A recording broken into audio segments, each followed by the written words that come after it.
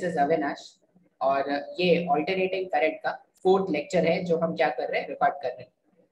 अब इस लेक्चर में हम क्या करेंगे, इस लेक्चर में हम RMS value of alternating current के बारे में बात करेंगे। अब ये जो आरएमएस वर्ड जो है शायद आपने सुन रखा हो, root mean square speed. Root mean square speed आपने सुना होगा, अगर आपको याद है kinetic theory of gases class 11th में आपने पढ़ा था। तो काइनेटिक थ्योरी ऑफ गैसेस में वो जो आरएमएस स्पीड होता था वो गैस के टोटल एनर्जी को रिलेट करता था, ये शायद आपको याद हो। ठीक है, एक इंपॉर्टेंट फॉर्मूला होता है pressure on the walls of the container. तो गैस मॉलिक्यूल जो कंटेनर के वॉल पर प्रेशर अप्लाई करते हैं उसका फॉर्मूला होता है P is equal to 1/3 rho v r m s square. और ये जो वी आर एम एस, ये जो आर एम एस स्पीड होता है वो एक्चुअल में क्या करता है, गैस की टोटल एनर्जी को रिलेट कराता है। ठीक है, तो ये आपने रूट मीन स्क्वायर पढ़ा होगा पहले क्लास 11 में। आज क्लास 12th के लिए अगर हम बात करें तो क्लास 12th में ऑल्टरनेटिंग करंट में आरएमएस करंट का क्या मतलब होता है, आज वो अपने को समझना है।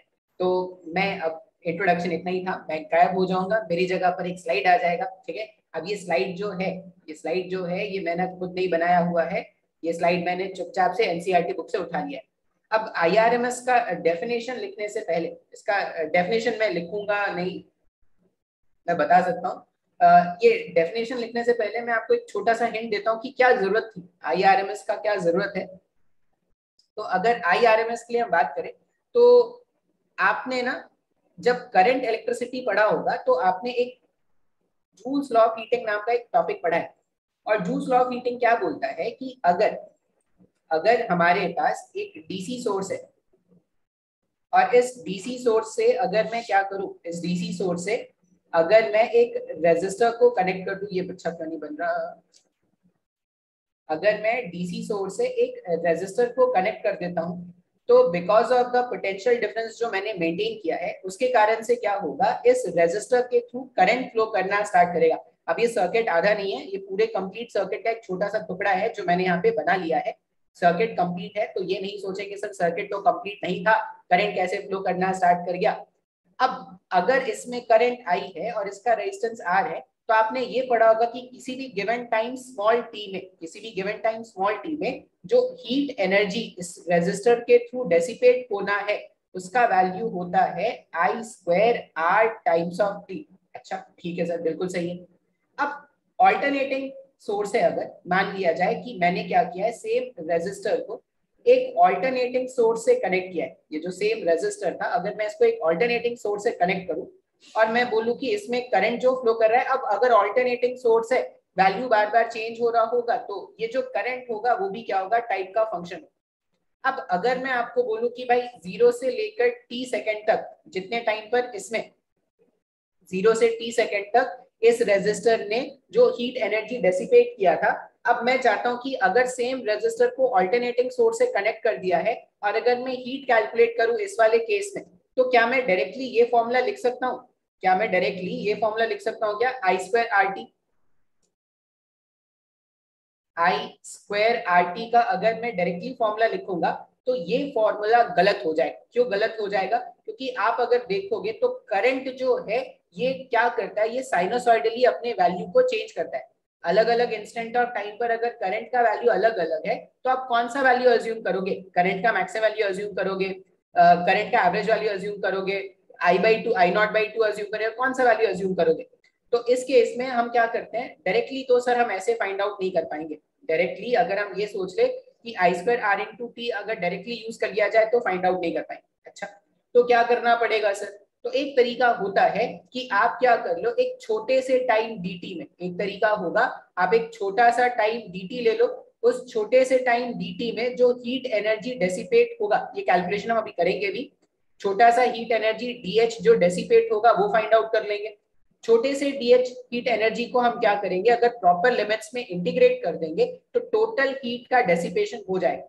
ठीक है, अच्छा अब लेकिन सर यहाँ पे कैलकुलेशन जो है वो थोड़ा टफ हो गया सर, क्या बार बार हीट एनर्जी की अगर रिक्वायरमेंट होगी तो क्या बार बार हम इस तरह से इंटीग्रेशन करने वाले हैं क्या, नहीं। हम यहाँ पर क्या करेंगे, हम यहाँ पर एक वैल्यू डिफाइन करेंगे जिसको हम क्या बोलेंगे, आई आर एम एस। अब ये IRMS क्या होता है, तो IRMS अगर कोई डिफाइन करेगा, तो अगर मैं बोलूं कि मुझे डिफाइन करना है RMS वैल्यू ऑफ करंट, मैं एक डेफिनेशन लिख रहा हूँ। अब डेफिनेशन मेरे लिखने से ज्यादा अच्छा होगा, मैं स्लोली बताऊंगा, तो आप क्या करना, उसको लिख लेना। IRMS क्या होता है, that value of DC, that value of DC which when connected to a resistor, देखो मैंने एक DC कनेक्ट किया था रजिस्टर से, that value of DC which when connected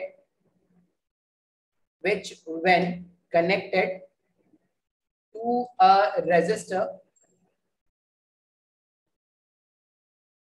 will dissipate the same heat, will dissipate का मतलब होता है खर्च करना, will dissipate the same heat, will dissipate the same heat as dissipated by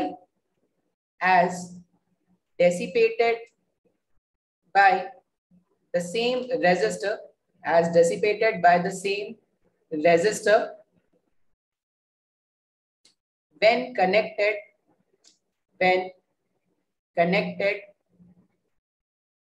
through an AC source, when connected through an AC source for given time interval,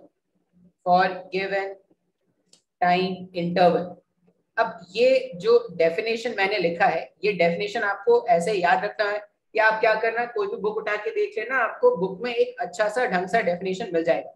ये definition ना जो मैं समझता हूँ उस हिसाब से मैंने ये डेफिनेशन लिख दिया। क्या डेफिनेशन है सर IRMS का, तो मैंने बोला that value of DC which when connected to a resistor will dissipate the same heat as dissipated by the same resistor when connected through an AC source for a given time। इसका क्या मतलब है, मैं इसको अगर आपको देसी language में समझाने की कोशिश करूं, तो मैंने क्या बोला कि अगर एक AC सोर्स को कुछ टाइम 0 से T के लिए एक रेजिस्टर से कनेक्ट करके रखते हैं, तो मान लिया जाए कि कुछ amount of heat energy dissipate होगा, जिसको मैं मान लेता हूं सर H।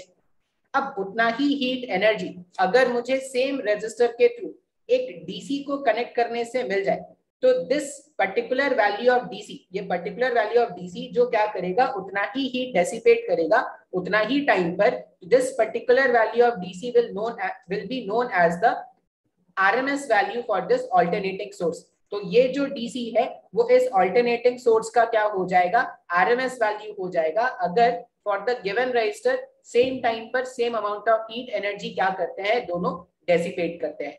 तो ये यहाँ पर क्या था, ये यहाँ पर RMS वैल्यू का डेफिनेशन था। ठीक है, अब नेक्स्ट वाले स्लाइड में हम क्या करेंगे, नेक्स्ट वाला स्लाइड थोड़ा मैथमेटिकल होगा, जिसमें हम क्या करेंगे, RMS वैल्यू को फाइंड आउट करना सीखेंगे। तो अभी के लिए इतना ही रहने देते हैं। आई होप आपको ये समझ में आया होगा।